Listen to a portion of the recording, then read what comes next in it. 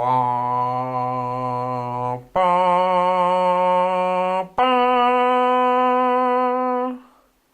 Ba, ba. Boom, boom, boom, boom, boom, boom, boom, boom, boom, boom, boom, boom, boom, boom, boom. My movie thing. Yay! Michael Clayton.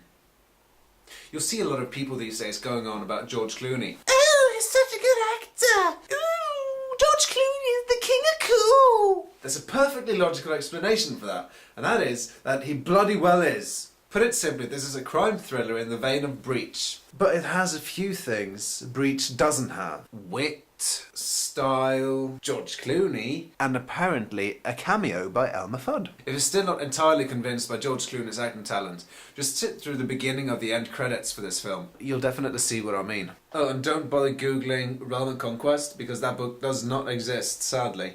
I tried to find it, but for some reason Amazon doesn't stock books that don't exist.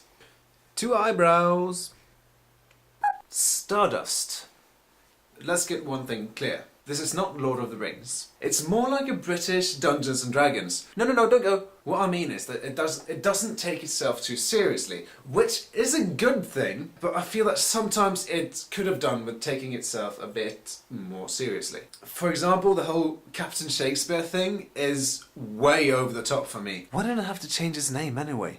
Captain Shakespeare? Come on. They've handled the plot all right, but as is usually the case in these adaptations, they've made the character relationships too obvious. But it's entertaining and it's well cast, so it's a strong single brow from me.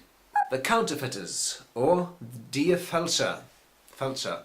Something. You kind of think that at some point they'll run out of stories about the Second World War.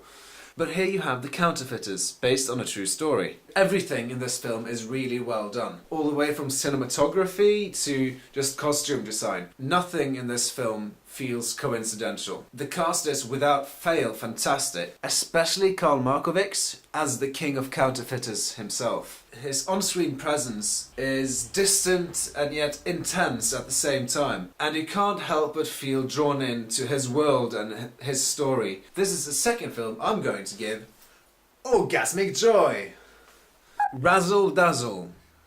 I had no idea what this film was going to be about. I didn't even know it was Australian. So this film really surprised me. I'm a big fan of films like Spinal Tap, and this apple doesn't fall far from the tree. The characters are at once stereotypical and realistic, and you end up caring about them, and you really want them to do well in the end. The end, by the way, is difficult to predict because, you know, this is one of those unpredictable films where you kind of just go, I wonder how this is actually going to end. This is a somewhat scary and hilarious look into the world of competitive child ballet. And I'm gonna give it 2 brows. The Kingdom.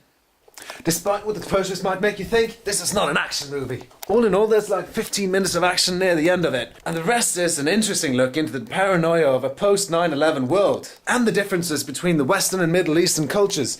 But it's also underlining the basic humanity that binds us together. My 2 main problems with this film is that, 1, the action is much too heroic, and by that I mean that the enemy can't shoot for shit, and all the heroes, they just pop them down like flies. And also, the second thing is, stand still with the fucking camera, you moron! 1 brow. Put it simply, this is a crime thriller